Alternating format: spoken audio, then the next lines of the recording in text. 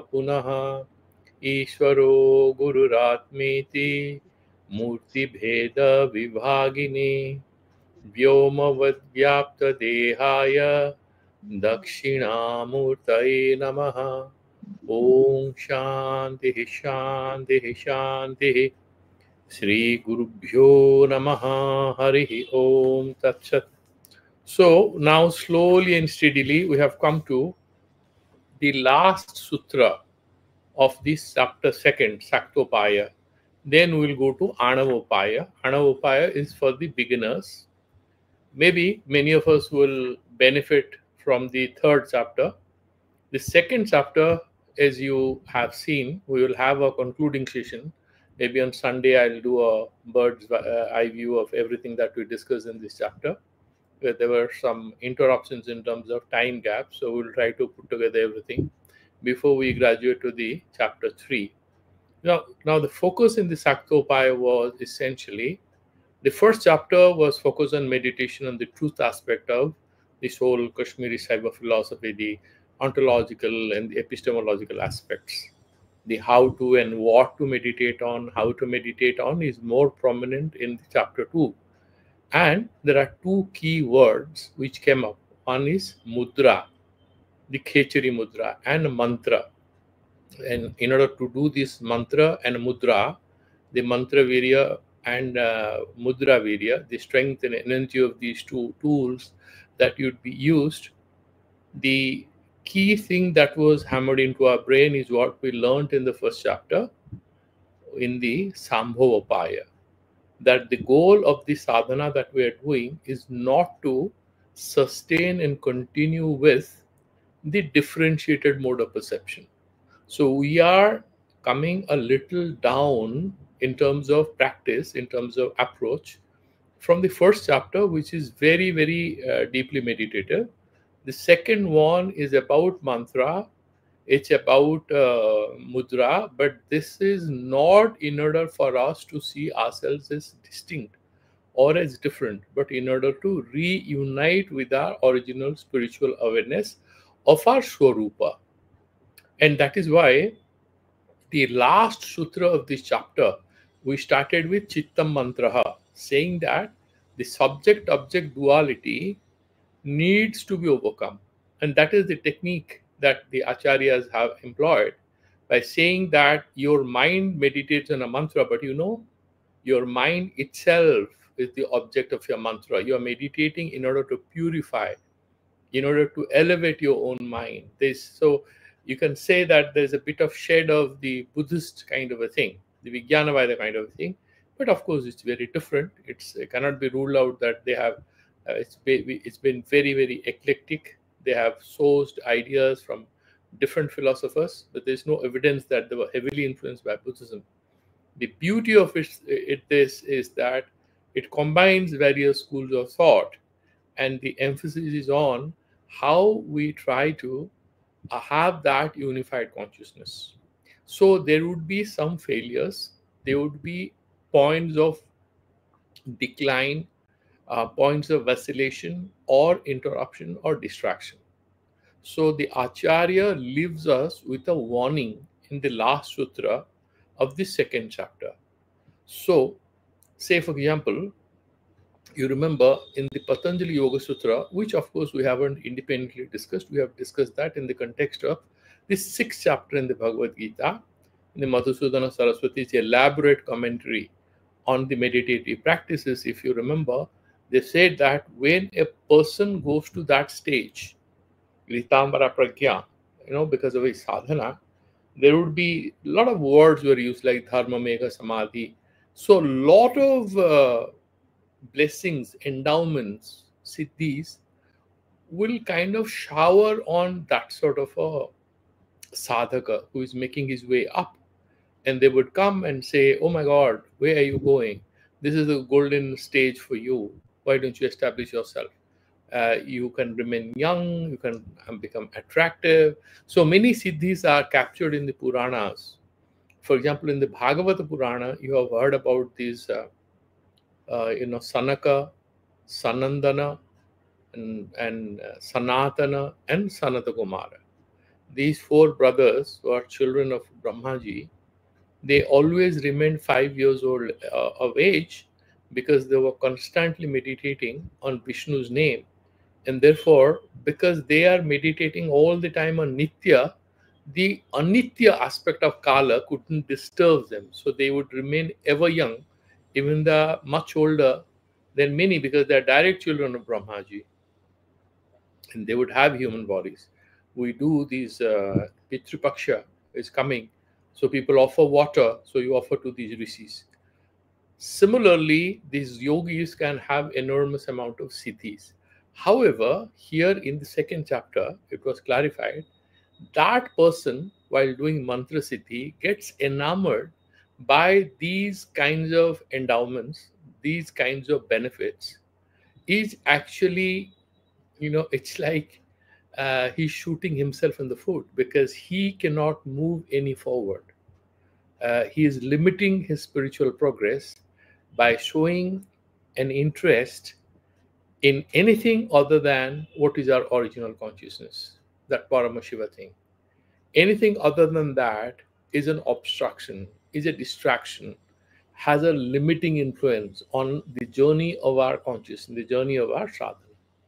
So, in that context, in the last one, he's saying there is that he mentioned that Jnanam Arnam for that particular person, and Jnana was into Sariram Havihi. So, everything is kind of hinting at getting more by leaving Sariram Havihi, that you sacrifice it. So, the differentiality of your perception that loses its significance. Then Jnanam Annaha, there are two ways. One is that this Bhedatmaka Jnana is something we should devour up and digest, and you ascend to a higher plane, Abhedatmaka Pratiti.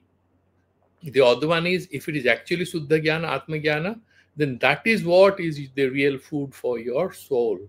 So both the ways it was interpreted, we have finished that. Now the last one, if you look at the introductory commentary, he's saying Suddha Vidya Nimajjane Bhedamayasya Vikalpa Prapanchasya Sputam Unmajanam Bhavati. What is the sutra? Vidya Sanghare Tadutva Swapna Darshanam. Vidya Sanghare. Now, if you remember, earlier we had done a sutra which is similarly dissimilar. The sutra was Sakti Chakra Sandhane Vishwa Sanghara. Vishwa is this whole diversity and duality and differential perception. That will lose its power over us. That means it will cease to disturb us if you start doing Sakti Chakra Sandhana, that meditate on this whole manifestation of Lord Shiva with Sakti. So you that Varna Matrika, the Sakti Chakra, when you meditate on it, then you realize the external reality, which looks fundamentally real to us. You will know the delusional aspect of them by abstracting the real aspect of it and slowly making it subtler and subtler. So from Vaikhari to Madhyama to Pashyanti, and ultimately that Paravak, that you are going there, becoming the subtlest, where it's only subjective self-awareness. It's not awareness of anything outside of you. We have already discussed this. So what he's saying, Vidya Sanghare means that in our sadhana, if we falter, if the sadhana that you are doing, that consciousness that you attain, you lose it, then Tadutha Swapna Darshanam.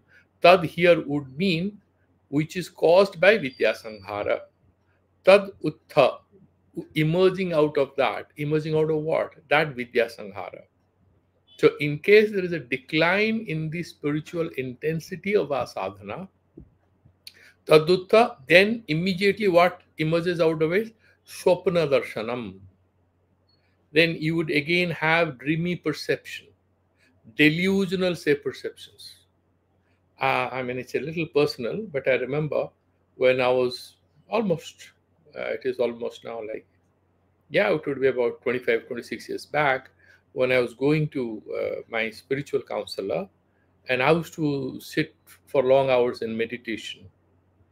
And then I used to say, I saw this, and he used to laugh. He said, don't get too much enamored by what you see or what you feel, because these are not real. And never ever fall into a false consciousness. He didn't say that, but he meant it, that you are getting some spiritual siddhis or this or that, because these are all delusional and they are distracting you from your ability to submit yourself at the feet of the Mother Divine. That is what, because he was a devotee of Kali, so he'd say that steadfastly surrender yourself at her feet and behave like a child, and as a mother, she'll take care of you. But don't you ever presume things about yourself or anybody's. Don't get enamored by these shadowy appearances of your consciousness as this and that when you're sitting with your eyes closed. These things actually interfere in spiritual life. Looking at this, it's very obvious that when you are spiritually going to a higher plane, when there is some disturbance, you are not making progress to the next level, then immediately the mind will start having grand imaginations and experiences which are very subtle.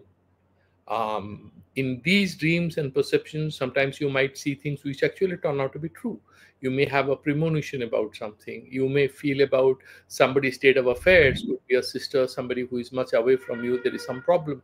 And suddenly you are being able to experience he is not well. You might think about your child, your best friend, these things might come. Telepathy and stuff like that mentioning. But all these are actually a distraction in your journey to fullest self-realization. You may be better than others around you, but remember, he's alerting you that once this bheda pratha, this whole bhedatmaka pratyaya starts sipping into your consciousness, the biggest dam can be destroyed with a tiny hole in it, isn't it? Because water seepage starts, and civil engineers know this. And it will not take much time for the dam to get, there will be a dam burst. So they have to have smart engineers who will immediately go and check and try to see to it that that seepage stops, because it will destroy the whole thing. Similarly, once in the Samadhi Avastha, a person who is sitting there, he's doing the Saktopaya, this meditation, there is any problem, then he declines and slides back. It's a kind of a relapse. And that's why you remember there was this advice that the real sadhaka is not perturbed by a failure. Obstacles in spiritual sadhana is one important aspect of any satsang by a guru to his students, because he has to mention, and in fact, in the light of his own experiences. So he needs to know what are the points in which the student may face a few problems, and that's what the Acharya is addressing here. Be careful, my dear boy or girl. Hold your attention steadfast in God consciousness. And the moment you allow yourself, the moment you look here and there, not with your eyes open in meditation, the moment your attention is going here and there, quickly, so very quickly, in no time, you would actually lose your control. There would not be much time before you lose your control, you lose your power, and then you are all over the place. That's what he is mentioning. So let's look at the commentary. I'll look at the last commentary. This is a book of multiple commentaries, and the last commentary is Srimad Acharya Krishnananda Sagarasya. That is his commentary. Very simple, paraphrasing of the whole argument. He's saying like this: Yasmin kale tu purvokta ritya nirantaram yogi savadhano na bhavati. That means that the yogi is a sadhaka, is a serious, very advanced aspirant who is a practitioner. Yasmin kale. However, there could be certain points of distraction, loss of attention. Purvokta ritya. That means what we have already discussed that earlier. Nirantaram yogi savadhano na bhavati. Without interruption, he is not being able to sustain his meditation. Then what happens? Tada satyapi jnani. He knows. He has realization. Realization what? There are two words. Jnanam Anna. That is the word we just finished, right? Jnanam Anna. So, if it is that differential perception and knowledge that he has to eat up and digest, or that Suddha Jnana, which enables him to have self realization, he may have that Suddha Jnana in him. He may have read the scriptures. Now, we have read all the Siva Sutras, doesn't mean that we will not lose our temper soon after this class, maybe, because we are getting a phone call which is very irritating, or maybe there's a fraud or scamster calling you up and you know he's disturbing you. You might lose your temper. So it's not that you don't know the truth. It's not that you are not aware of what to do with yourself and with your consciousness, but nevertheless, we do get affected by factors internal or external to it, but largely the root factors, the vija karanas, are all within us. Therefore, he's saying satyapi jnane avadhana avabhat, because of lack of attention. Like there is a person, you are right there in the room, and you know that there's a cat going to come and steal your sweets, which is there in the kitchen. You're sitting, you're reading a newspaper, and the cat is very cunning, sits on the window, keeps an eye, and she watches that you're lost in the cricket match. Then she enters into kitchen, she finishes her job and goes back. And when you enter into the kitchen, where is the sweet? No, it's gone. That's what exactly these vrittis will do to us. That's what he's saying. Avadhana bhavat tasya vikalpatmaka veda prapancha darshanam bhavati. So he was returning to Shiva consciousness. He was returning to that Parama Shiva Samapatti. However, this distraction makes his way into his consciousness because of lack of attention. That I'm getting distraction from my meditation. It doesn't take much time to get distracted. Vidya sanghare tadutha swapna darshanam. So when vidya subsides or vidya loses its force or we lose our attention, out of that what happens is we enter into a dreamy state. That means bheda prapancha, multiple things appear real. The Shiva Tattva, which is the unifying thing, we lose attention, then we look at sansara. Sukshmateya, because you still may be sitting in meditation. Darshita prakasatmaka suddha vidyayaha sanghare. That suddha vidya that we studied when we are doing this varna matrikas, that suddha vidya. So you have Shiva and a Shakti, right? So Chit, and then what you have?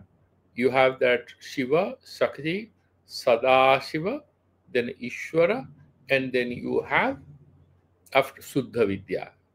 So that Suddha Vidya is Aham Idam Aham kind of thing. So in that stage, which is still Suddha, it's not Asuddha, it's Suddha Vidya, it's much above that level where we'll use the word Maya, because the veiling work of the same Shakti will start playing out. Right now, it's still revealing, and that is the first stage of making an entry into the Suddha domain of spiritual ascension. Okay, so there is agragati happening. So he's saying darshita prakasatmaka suddha vidyayaha sanghare. So on death, that means decline. It subsides. Then what happens?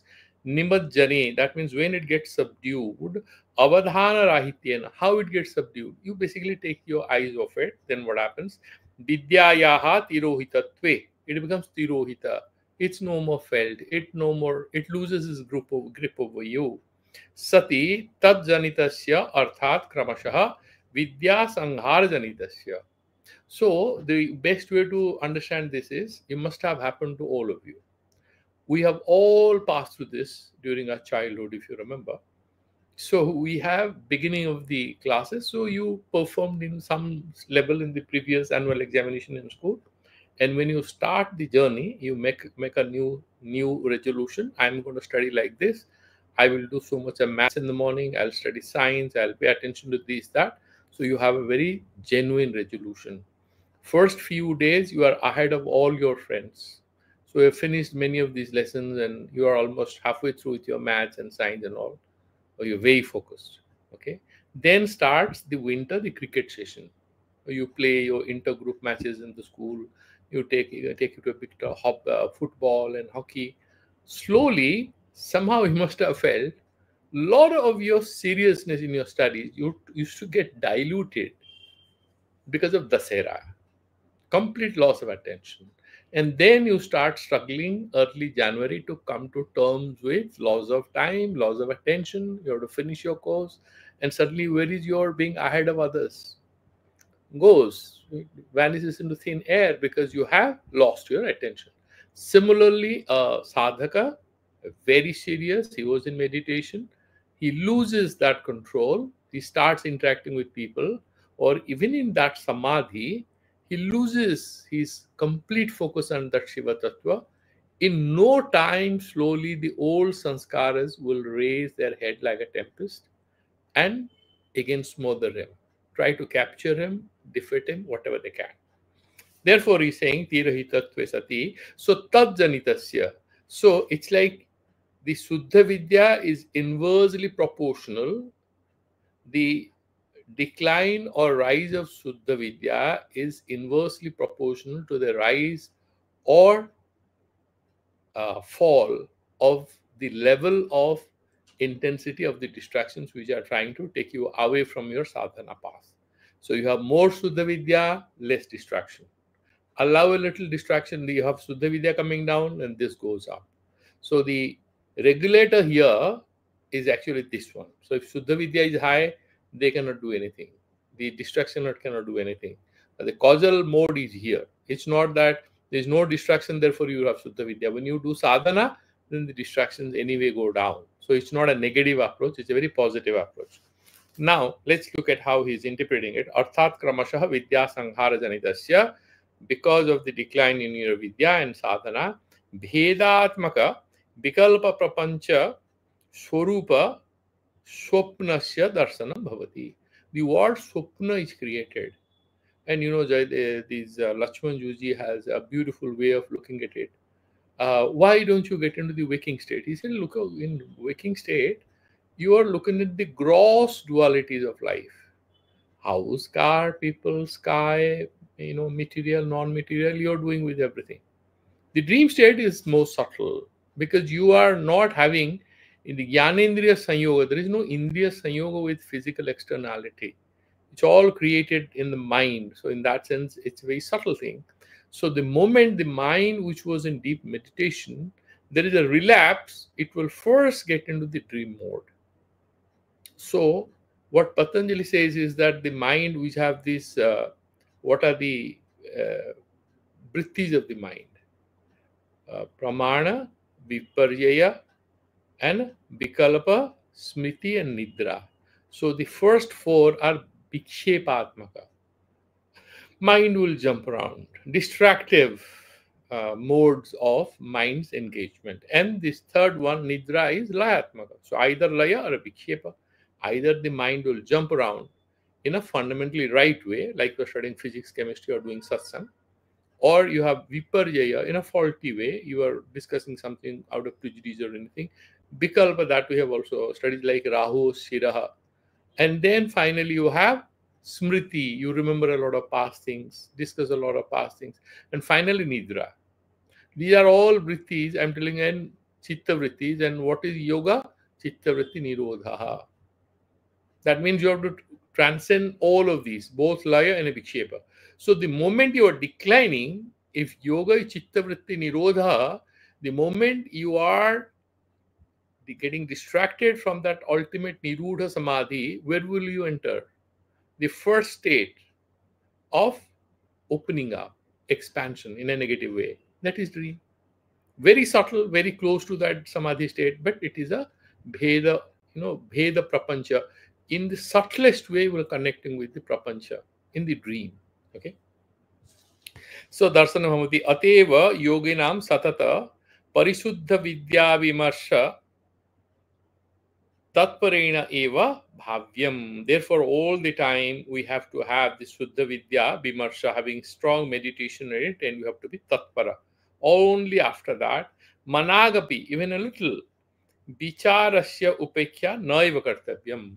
You should not ignore that particular commitment to that sadhana because a minor laws of attention can, it's like you're, driving a car at a very high speed in a car race or something.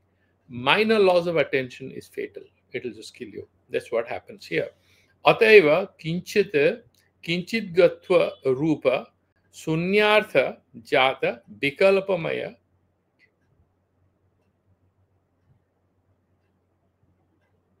unamagna anumagnani jaganti swapnavat yogi. So, um, so this is what happens, that once we start looking at the reality and whatever attracts it outside, you'll see that very quickly the mind degenerates to different modes of getting trapped in these external things, which are your own creation, of course. So, I mean, the theory of association kicks in, and there's so many laws of how the mind functions will come into play. That's all game of Prakriti. So it could be like you're studying something and then you wanted to find out a word in the dictionary, and then you go to the online dictionary, then you go to another page, then you study an article, then you watch some sports news, and there's no end to it. Once you leave that page, you're taking huge risk, because you don't know when you're going to come back to this particular word. You might just forget that you're looking for that word. You may just get lost in the different internet pages, and you just screen time. Nothing more than that. Nothing real is happening to you or to the computer. Computer is just sitting over there before your eyes. Nothing great is happening there. Nothing great happening to you. Some time is getting killed. So therefore, he's saying, Jaganti swapnavada yogi samvedanatmaka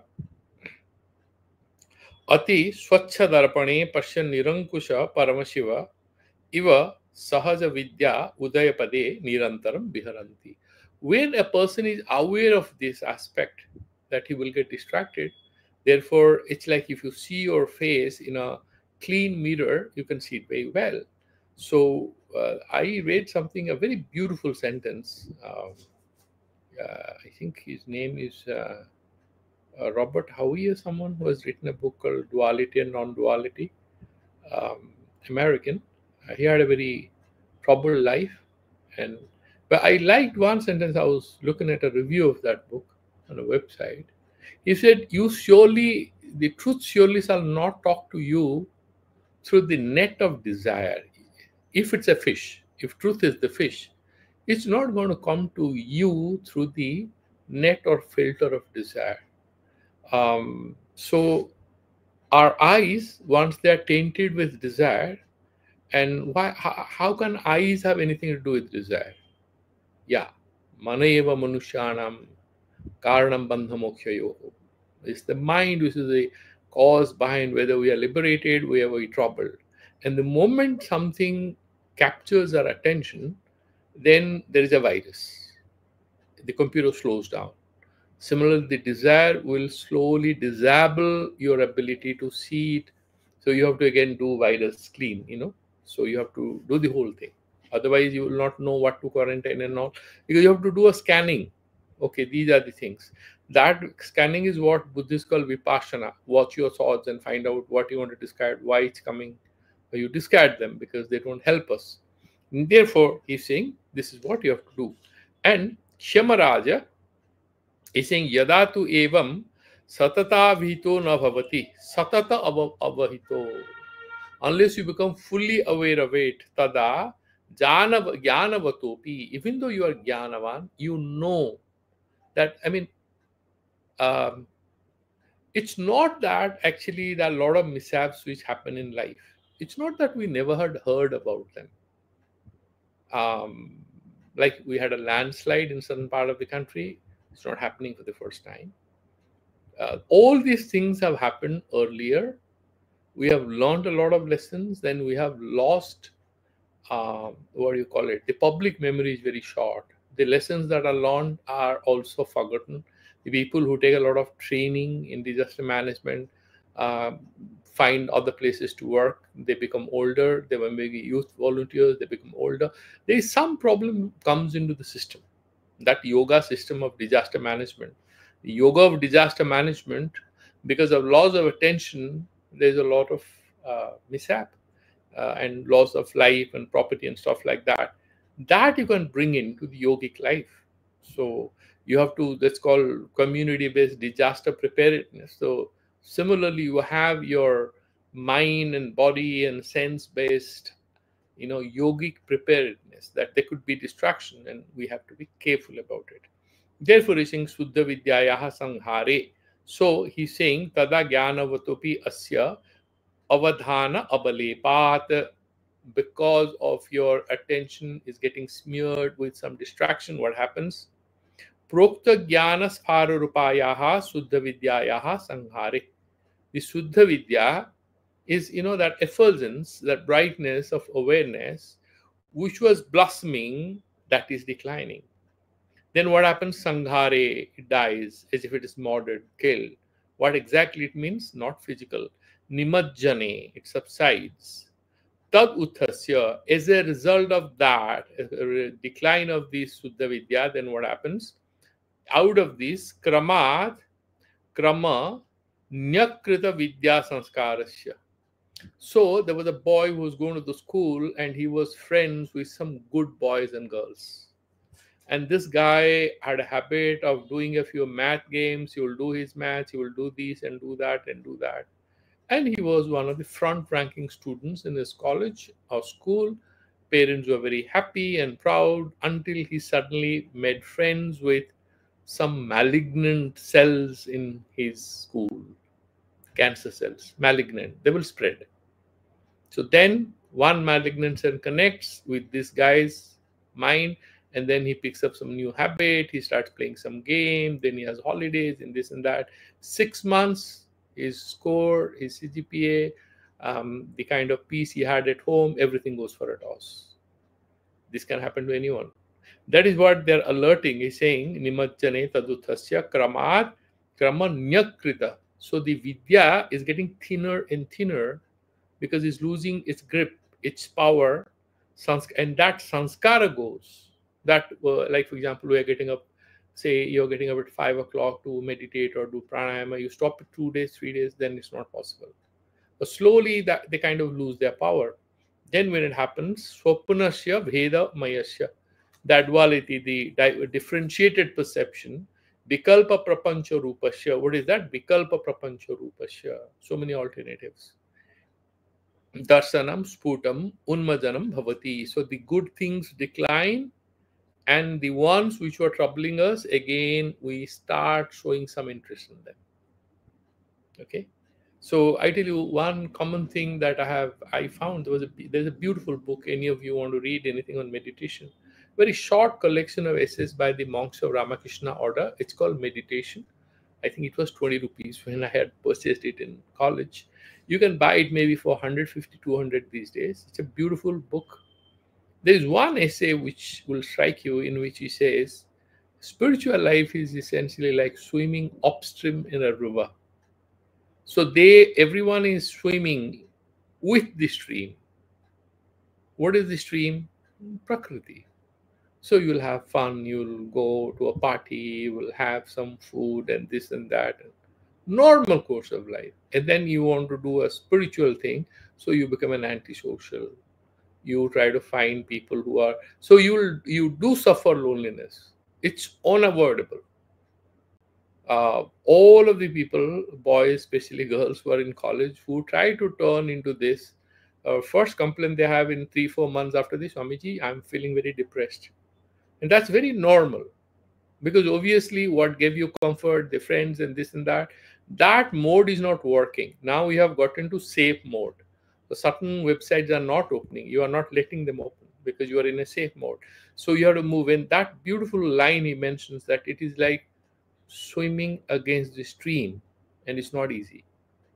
No one has to understand that he cannot expect the comfort, the enjoyment, the smiles, the excitement which his friends would have access to, because they are with the stream and you have chosen a life against the stream.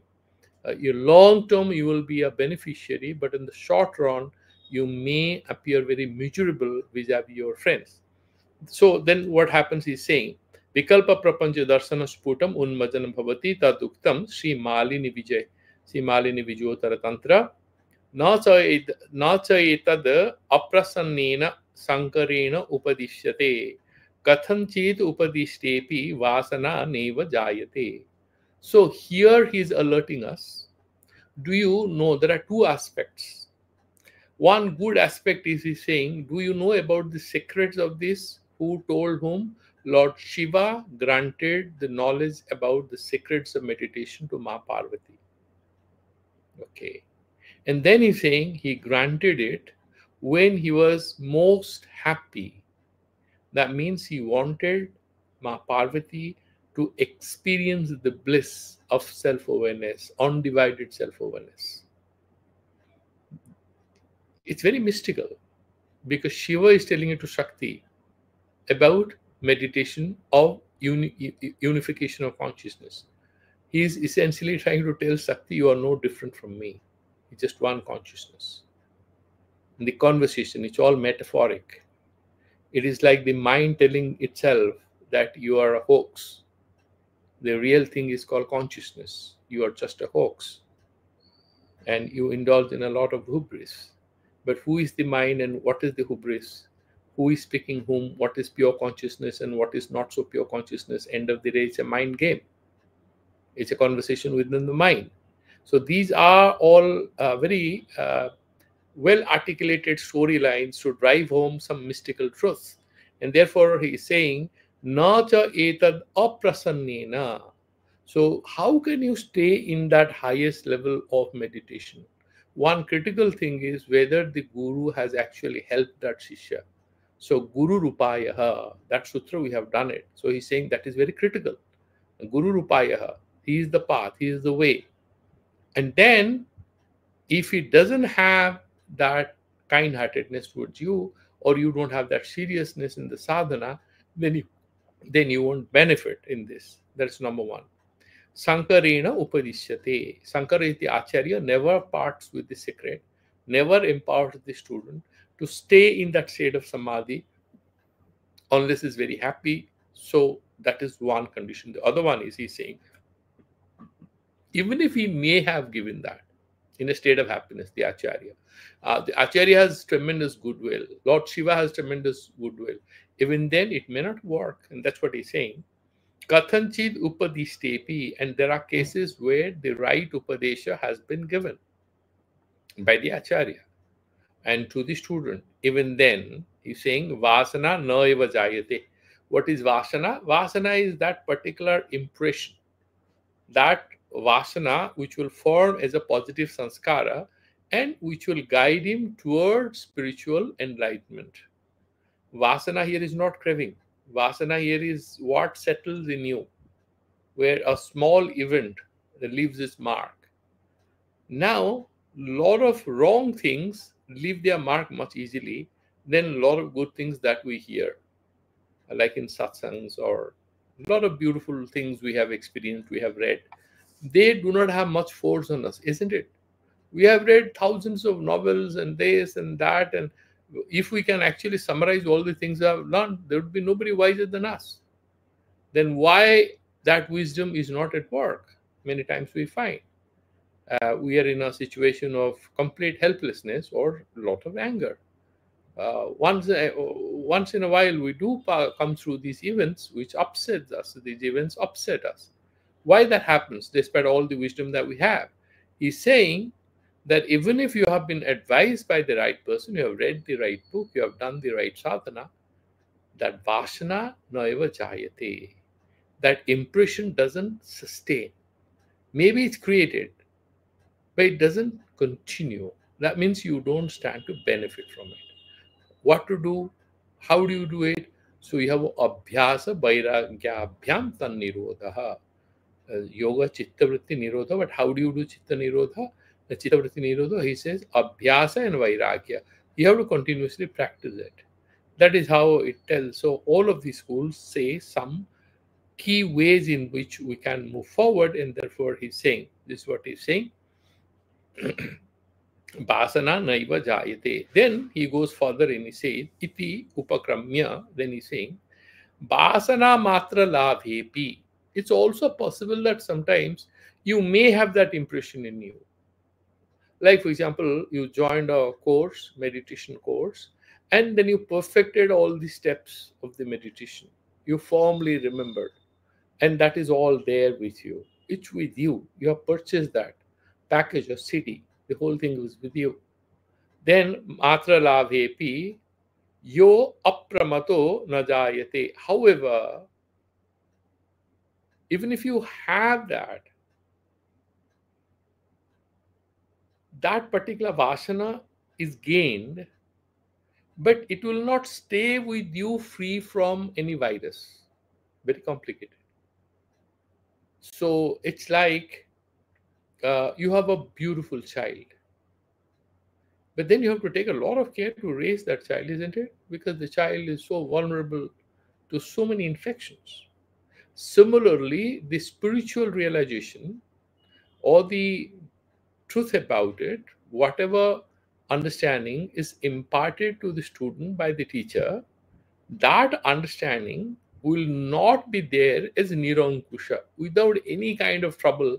In its purest form, that vasana will form into sanskara, then it will become a very powerful positive habit, and then I'm siddha, I'm transformed, I cannot commit any error. No, that doesn't happen like that. The moment you take your eyes off that and you start taking interest in other things, today, tomorrow, slowly all old problems will come back. So many times we try to bring in spiritual changes in our life. We want to transform ourselves, but the load of past sanskaras, and there are so many subtle ways in which they find their way home. It's like it's very difficult to get rid of a cat or a dog. You leave them 20 kilometers away, they find your house. Many animals, pets, but also several of the animals, they find their way back to the place where they lived.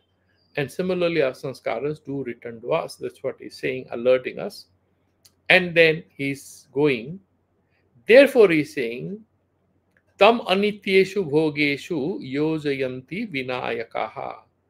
Why should that particular guy who is in deep meditation and samadhi suddenly slide down to a level of distraction?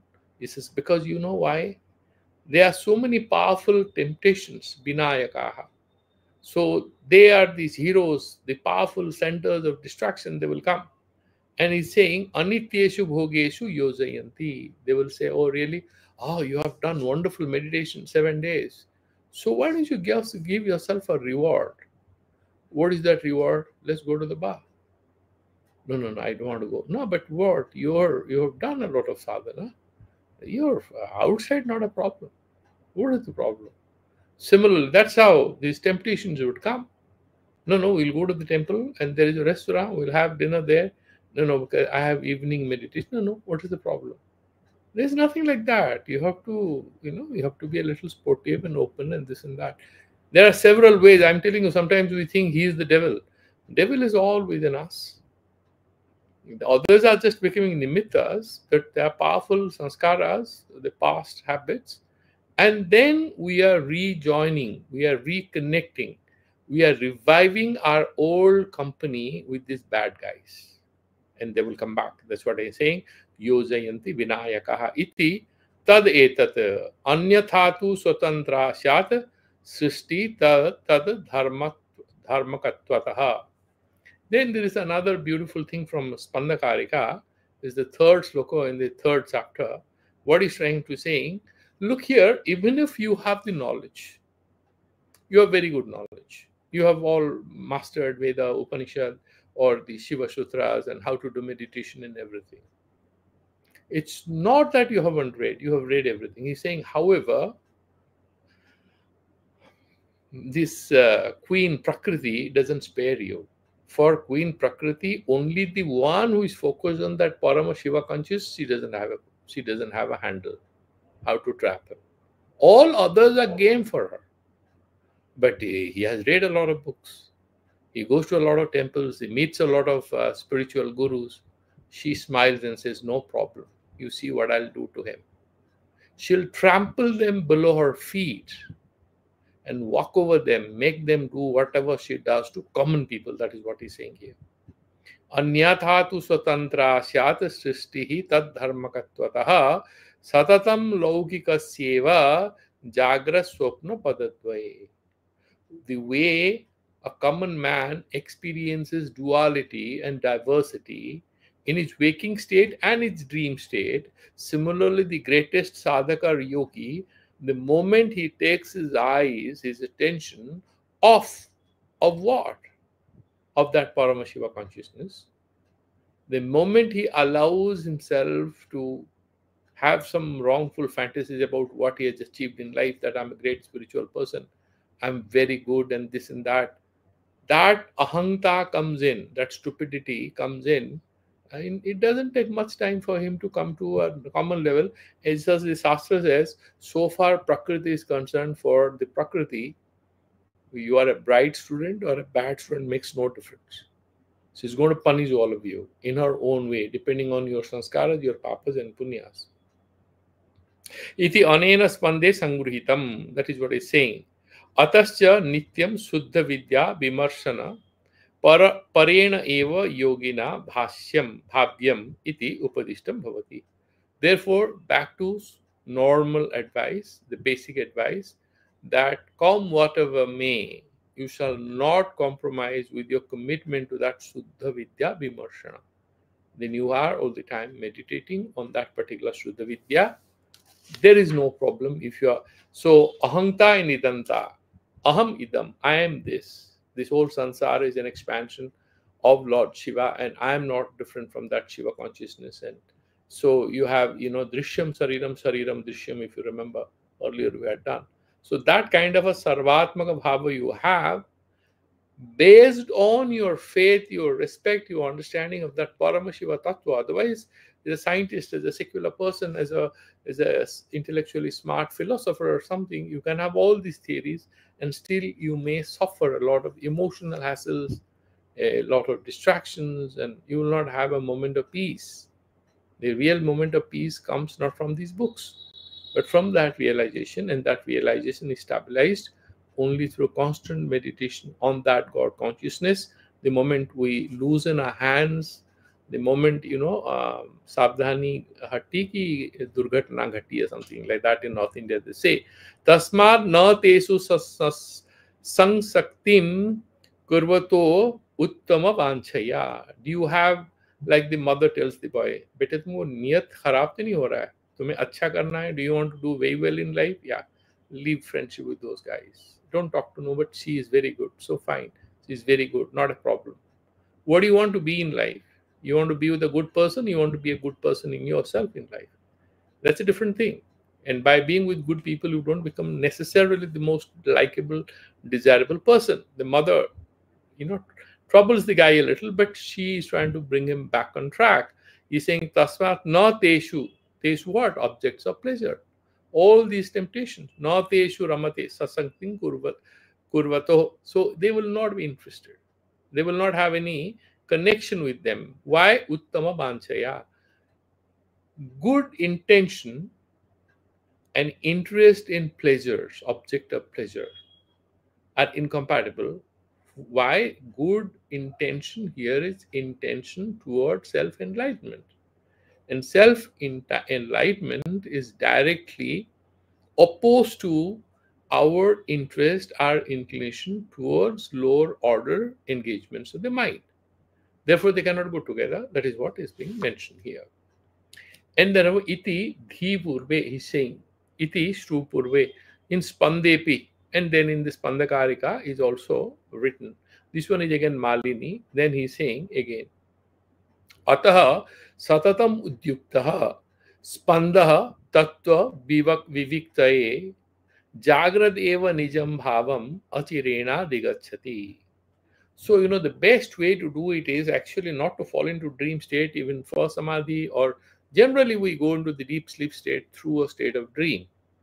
And then from deep sleep, we get into the samadhi state. Samadhi state is not being asleep, the state of being fully aware, but with greater subtlety compared to the deep sleep state. That is what is a very difficult thing. He's saying the best artist of meditation, the practitioner, enters into samadhi from the waking state. He doesn't interfere, doesn't allow any interference with his purity of consciousness at the dream. He just bypasses that. Though he directly gets into that, evam chitta mantra ityatah pravriti mantra virya mudra virya anusandhi pradhanam. So the part associated with the meditation and the mantras and mudras, that Khechari mudra. Khechari mudra is not twisting your tongue and trying to feel that sweetness in your throat. No, it's about focusing on that Shiva consciousness. That is the Khechari mudra, that Akasha Tattva, the infinite truth on which you should have your attention fixed. Therefore, if you are able to do it, Prabhuti Mantra Virya, then he's saying, Uchchara Rahitam Vastu Chetaseva Vichintayana Ya Samavesam Apnoti Shaktaha Sotra Vidiyate. Who is the real Saktopaya Sadhaka? Who can be qualified as a Sakta? The one Uchchara Rahitam Vastu Chetaseva Vichintayana.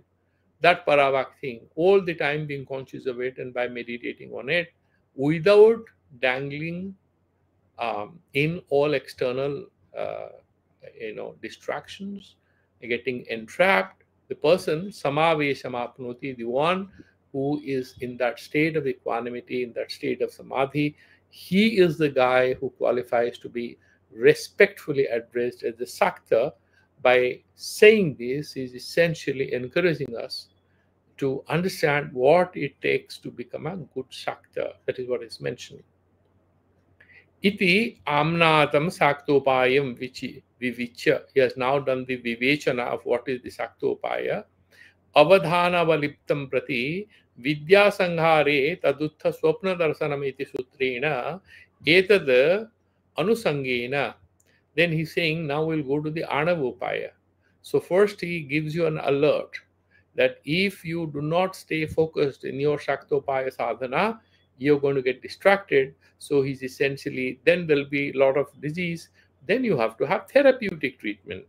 And that will be a lower order of fight.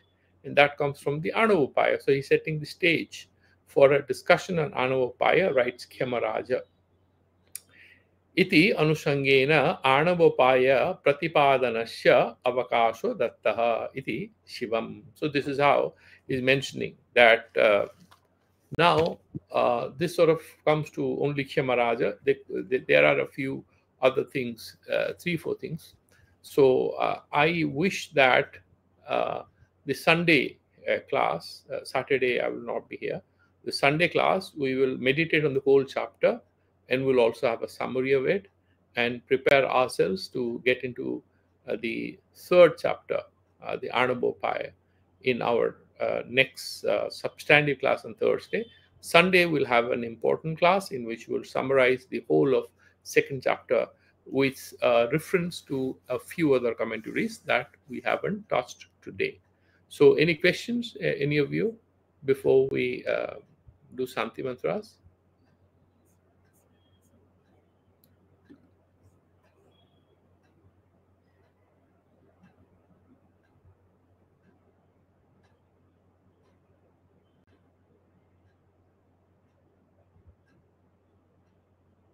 Okay, so let's do the Shanti Mantras.